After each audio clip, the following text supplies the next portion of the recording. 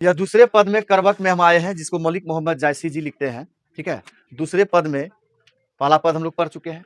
दूसरे पद में मलिक मोहम्मद जायसी जी यह अपने जो कविता लिखे हैं, इस कविता में प्रेम की पीर का अनुभव किया है।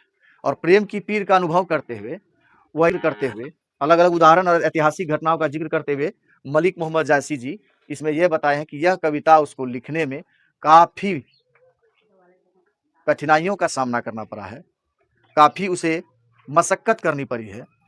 यह कविता उन्होंने काफी परिश्रम से लिखा है और इसमें उन्होंने रतन सेनी, पद्मावती, सुआ और अलाउद्दीन खिलजी राघों का जिक्र किया है। इसमें थोड़ा पहले इसके बारे में चर्चा कर लें कि राजा रतन सेन और रानी पद्मावती दोनों का, यह राजा था या रानी थी, दोनों का जो प्रेम है, दोनों के बीच बेहद प्रेम थे। कभी कभी वह जो है एक दूसरे से जब अलग होते थे तो दोनों का प्रेम छलकता था, निश्चल भाव था, निश्चल प्रेम था।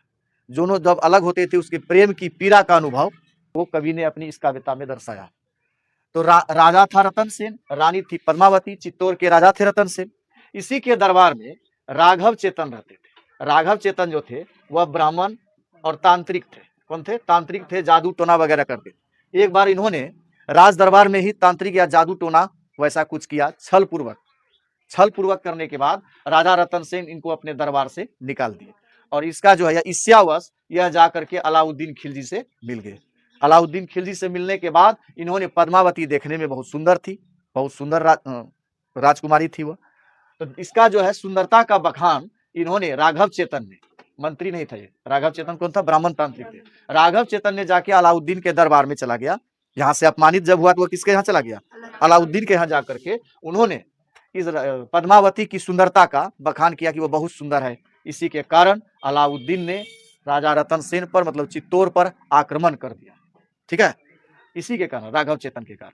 तो इसका किरदार नेगेटिव हो गया, यह नकारात्मक ईर्ष्यावश करता था ना, यह ईर्ष्यालु भाव का हो गया। कौन? राघव चेतन। रानी पद्मावती बहुत सुंदर थी। राजा चित्तौड़ के जो है रतन सेन, ठीक है, उन दोनों का प्रेम बहुत निश्चल था, एक दूसरे से बहुत निश्चल और शाश्वत प्रेम करते थे। अब आ गया सुआ। सुआ के बारे में भी हम लोग जान लेते हैं। रतन सेन बारे में जाने, पद्मावती के बारे में जाने, अलाउद्दीन के बारे में जाने, अलाउद्दीन खिलजी। ठीक है, और सुआ के बारे में, सुआ एक तोता था। ठीक है, अलग अलग परिप्रेक्ष्य में इसको सुआ, कोई व्यक्ति का नाम बता रहा है, सुआ एक तोता। वह तोता बहुत बुद्धिमान था और हम लोग तोता के बारे में बोलते थे। ठीक है, कि तोता जो था वह कोई बात, यह तोता क्या किया था? यह तोता ने ही बताया था राजा रतन सेन को कि रानी पद्मावती बहुत सुंदर है और बुद्धिमान था वह तोता। बहुत सारी कहानियों में हम तोता के बारे में हम पढ़ते हैं कि वह बहुत बुद्धिमान तोता हुआ करता था, खबरें पहुंचाते थे ना, इस तरह तोता था, लेकिन वह बुद्धिमान। आज उनकी कहानियों को हम लोग पढ़ रहे हैं, वह घटनाएं इतिहास में बीत गई है, लेकिन उनको आज भी हम लोग याद कर रहे हैं। तो यही कवि मलिक मोहम्मद जायसी जी अपनी इस करवक पात्र में ये कह रहे हैं कि इस दुनिया में कोई स्थिर रहने के लिए नहीं आया। यह संसार का यह बड़ा सत्य है कि जो जन्म लिया है उसकी मृत्यु निश्चित है, लेकिन जन्म से मरण के बीच में उसके द्वारा किए गए कीर्ति, उसके द्वारा किए गए जो कर्म है, वह कर्म ही संसार में सदैव के लिए रह जाता है। इस संसार में लोग राम को भी याद करते हैं, रावण को भी याद करते हैं। एक को सत्य के लिए याद किया जाता है, धर्म के लिए याद किया जाता है, और एक को अधर्म के लिए, असत्य के लिए याद किया जाता है। इस यहाँ पर उन्हीं की चर्चा होती है, या तो आप खूब अच्छा करें या तो खूब बुरा करें। ठीक है, तो संसार में यश जो है, कीर्ति जो है, आपका कर्म ही स्थिर रहेगा। यह शरीर तो क्या है? यह शरीर नश्वर है, एक दिन सबका समाप्त होना है। जो जन्म लिया है वो मरेगा, डेफिनेटली मरेगा, निश्चित रूप से मरेगा। आपका कर्म सदा के लिए अस्थिर रह जाएगा। तो चलिए हम इसके कहानी के बारे में जान गए। यह कहानी सदा, यह जो है इसके बारे में आप लोग जान गए। रतन सेन और पद्मावती कौन है? पति पत्नी है, राजा रानी है। और पद्मावती की सुंदरता के बारे में राजा रतन सेन को किसने बताया था? सुआ, तोता ने बताया। तोता बहुत बुद्धिमान हुआ करते थे ना, तोता का किरदार बुद्धिमान हुआ करता था, वह रतन सेन को बताए। तो रतन सेन, पद्मावती, और पद्मावती देखने में बहुत सुंदर थी, उस समय की देखने में बहुत सुंदर थी। जब रतन सेन के दरबार में एक ब्राह्मण तांत्रिक रहते थे, वो ब्राह्मण तांत्रिक जो है एक बार जादू टोना राजमहल में दिखाने लगे, और उसमें छल था, कपट था, जिससे क्रोधित होकर के राजा रतन सेन ने उन्हें अपने दरबार से निकाल दिया। निकालने के बाद वह ईर्ष्यावश जाके अलाउद्दीन खिलजी से मिल गया, और वहां जाके राजा रतन सेन की बुराई करने लगे। ये भी करने लगे कि उसकी पत्नी बहुत सुंदर है, पद्मावती। यह फिल्म भी आप लोग शायद टीवी सीरियल में और फिल्म में भी बनी है, जिसके कारण अलाउद्दीन खिलजी ने किस पर हमला कर दिया? चित्तौड़ के महाराज राजा रतन सेन पर हमला कर दिया। ठीक है, तो इसका किरदार नेगेटिव है, नकारात्मक है, इनका भी नकारात्मक है, इसका सकारात्मक है, सकारात्मक है, सकारात्मक है। लेकिन जो भी रहे, चाहे सकारात्मक रहे या नकारात्मक रहे, इतिहास की उन चीजों को आज भी हम लोग स्मरण कर रहे हैं, याद कर रहे हैं। ठीक है, उसके कर्म को याद कर रहे हैं, उनके गुणों को याद कर रहे हैं। तो इसलिए कहा गया है कि कवि जो यह कविता लिखा है, इसमें उसकी बहुत उसका सतत प्रयास रहा है। यह जो लिखा है कविता, उसके बारे में आप लाइन बाय लाइन पढ़ेंगे। कहानी आप लोग जान गए ना, अब इसको डायरेक्ट हम लोग पढ़ेंगे तो इसको जानेंगे। तो करबक में मलिक मोहम्मद जायसी जी कहते हैं कि मोहम्मद कही कवि जोड़ी सुनावा। मलिक मोहम्मद जायसी जी कहते हैं कि मैंने यह कविता, यह कवि या जोड़ी सुनावा, मैंने जो यह कविता लिखी है, इसमें मैंने कई शब्दों को जोड़ा है, कई ऐसे भावों को जोड़ा है और जोड़ जोड़ कर यह कविता की रचना की है। जिस प्रकार एक निर्माणकर्ता, एक मिस्त्री हो या एक मजदूर हो, वह जब घर का निर्माण करता है तो वह कई सारे मटेरियल, जैसे ईंट जोड़ता है तो उसमें सीमेंट बालू की रचना करते, तब उसको एक भवन का आकार देता है।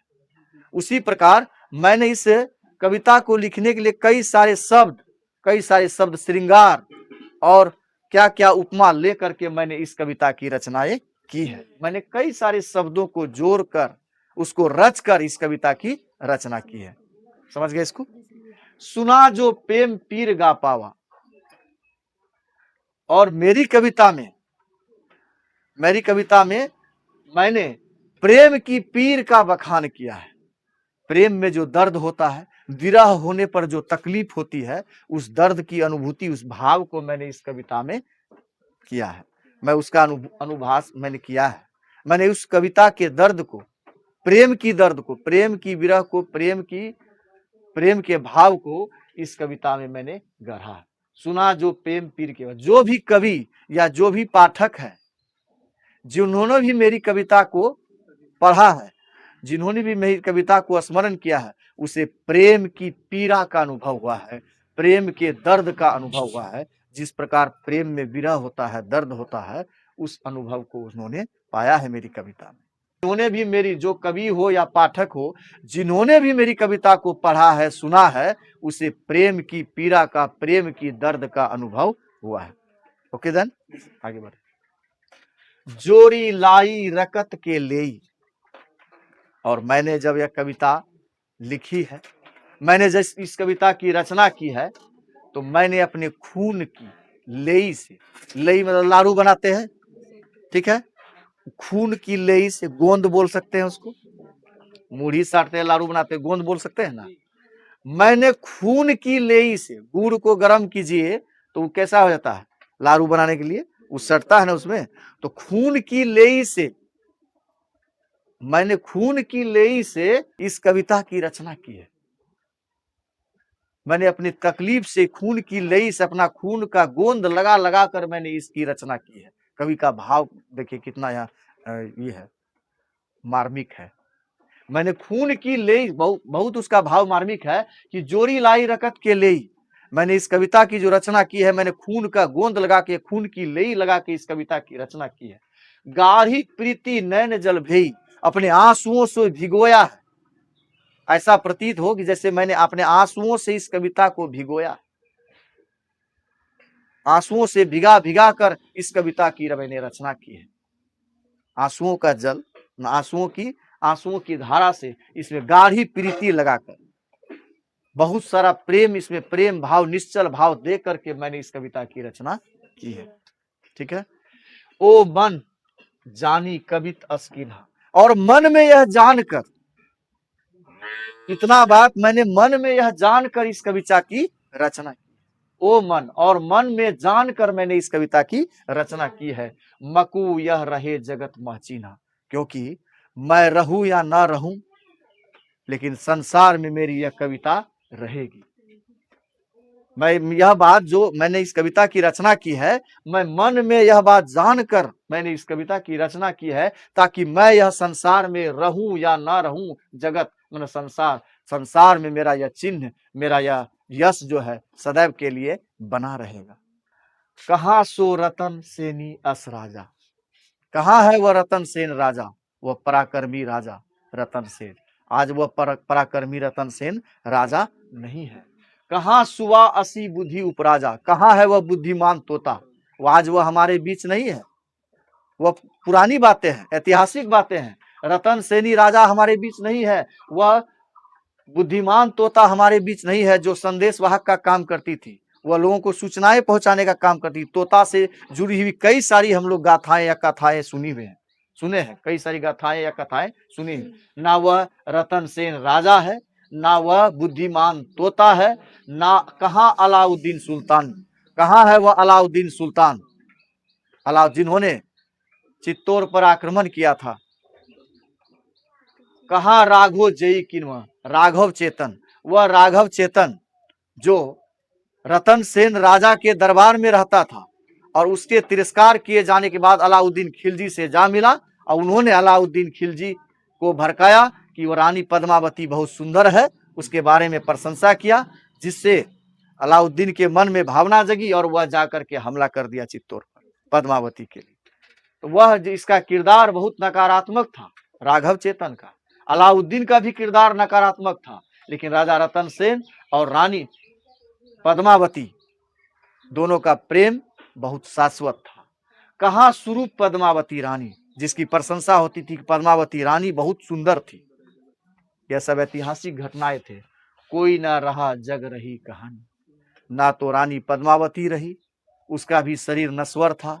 अलाउद्दीन भी नहीं रहे, ना राजा रतन सेन रहे। तो जिन्होंने जैसा जैसा कर्म किया, संसार उसको आज उसी रूप में जानता है, स्मरण करता है।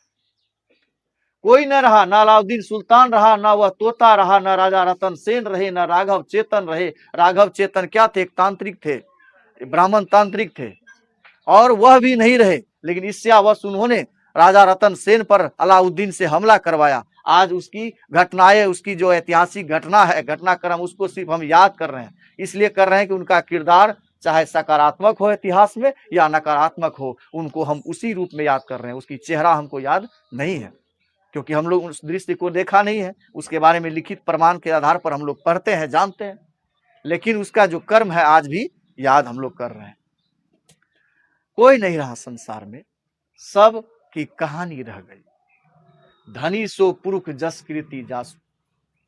धन्य है वह पुरुष जिसका कर्म, धनी सो पुरुष जस कीर्ति जासु, वह पुरुष धन्य है जिसका कर्म अच्छा है, जिसके कर्म को, किए गए कर्म को आज भी हम लोग याद कर रहे हैं। महान पुरुषों को, स्वतंत्रता सेनानी को आज भी हम लोग याद कर रहे हैं।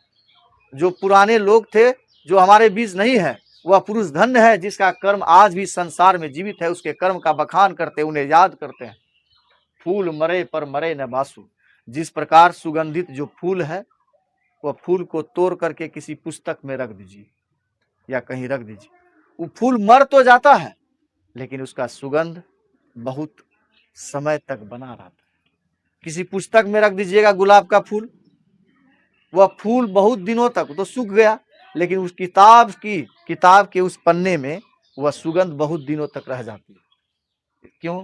क्योंकि फूल का काम है सुगंध बिखेरना, उसका कर्म अच्छा है।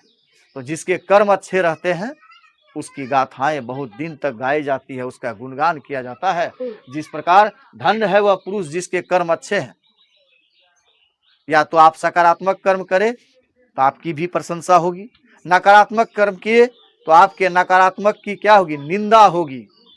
इतिहास में किए गए आपके बुरे कर्मों की आगे भविष्य में निंदा होगी, अच्छे कर्मों की प्रशंसा होगी। इसलिए धन्य है वह पुरुष जो अच्छे कर्म करके इस संसार से गए। उनका किरदार फूल के समान था। फूल तो मर गया, लेकिन उसका सुगंध नहीं मरा, वह सदैव के सदैव के लिए स्थापित हो गया। कोई ना जगत जस बेचा कोई, ना लिन्ह जस मोल। इस जगत में संसार, इस संसार में यश का मोल भाव नहीं किया जाता है, क्रय विक्रय नहीं किया जाता है।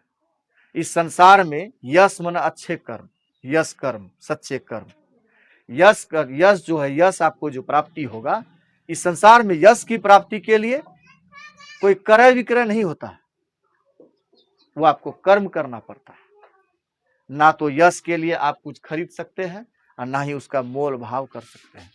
बस अच्छा कर्म कीजिए। संसार में यश को ना बेचा जा सकता है, ना खरीदा जा सकता है, बल्कि आप अच्छे कर्मों से उन्हें प्राप्त कर सकते हैं, जिसके बाद मरणोपरांत भी आपके नाम का स्मरण समाज हो या देश हो सभी करेंगे। पर एक कहानी हम सब रे दुई बोल, दुई मैंने दो लिखाए होंगे। जो यह कहानी पढ़ेगा, जो मेरी कविता पढ़ेगी, ये जो भी कवि पढ़ेंगे या पाठक पढ़ेंगे या छात्र पढ़ेंगे मेरी कविता, तो कम से कम 2 शब्द के लिए हमें भी याद करेंगे। हम नहीं भी रहेंगे तो हमें भी जरूर याद करेंगे। सही बात है। उनका जन्म हुआ 1492 में, मृत्यु कब हुई? 1548 में। तो आज 400-500 साल हो चुकी है, लेकिन उसके बाद भी आज हम मलिक मोहम्मद जायसी जी को याद कर रहे हैं। क्यों? क्योंकि उनकी कविताओं में एक पीर है, एक दर्द का अनुभव है। उन्होंने अपने आंसुओं से भिगो भिगो कर दर्द और पीड़ा का भाव इस कविता में डाला है। उन्होंने अपने रक्त की लेई बनाकर, रक्त का गोंद बनाकर एक एक शब्द शब्द को जोड़कर इस कविता की रचना की है। वह अनुभूति इस कविता के माध्यम से ऐतिहासिक चीजों को दिखाने में किया। इसीलिए तो आज मलिक मोहम्मद जायसी जी हमारे बीच नहीं है, सशरीर नहीं है, लेकिन उसका कर्म, उसके द्वारा किए गए काव्यता के क्षेत्र में, कविता के क्षेत्र में उनके द्वारा किए गए प्रयास आज भी हम लोगों के बीच है। इसीलिए हमें कुछ संसार में वैसा कर्म करके जाना चाहिए ताकि लोग हमें जो है याद रखे, मरणोपरांत भी याद रखे। महात्मा गांधी कब मरे? सुभाष चंद्र बोस कब मरे? हाँ, रावण कब मरा? यह कब की घटना है? सतयुग कलयुग में। अलग अलग समय में इतिहास में कुछ अच्छे किरदार, अच्छे यश की प्राप्ति करके गए, कोई बुरे यश की प्राप्ति करके गए। याद समाज या आने वाला भविष्य, आने वाला पीढ़ी उन्हीं को याद रखता है जो अच्छे कर्म करते हैं। या तो खूब बुरा जो किया है उसी को लोग याद करता है, या तो खूब अच्छा जो किया है उसी को लोग याद करता है। और साधारण जीना, खाना, मरना, सिर्फ अपने लिए जीना, तो समझ लीजिएगा आपको सिर्फ 60 साल 70 साल में आपकी मृत्यु हो जाएगी, जो मनुष्य का औसत आयु दिया गया है अभी। और मरणोपरांत लोग 13वीं तक याद करेगा, 14वीं के बाद आपको समाज भी भूल जाएगा। रिलेशन 1 महीना तक, 2 महीना तक याद करेगा, ऐसे कोई याद करने वाला नहीं है। इसलिए संसार में कुछ नया अलग छाप देके जाइए। मलिक मोहम्मद जायसी जी ने इसमें प्रेम की सुंदरता, प्रेम में राघव चेतन, क्या बोलते हैं, रतन सेन राजा और पद्मावती का जो प्रेम का चित्रण किया है, अपने 2 शब्द के माध्यम से जो बखान किया है, उस दर्द, उस भावना को जो अनुभूति किया है, उनको अपनी कविता में स्थान देकर उन्होंने एक सार्थक प्रयास किया है और हमारे बीच वह सदैव स्मरण किए जाएंगे।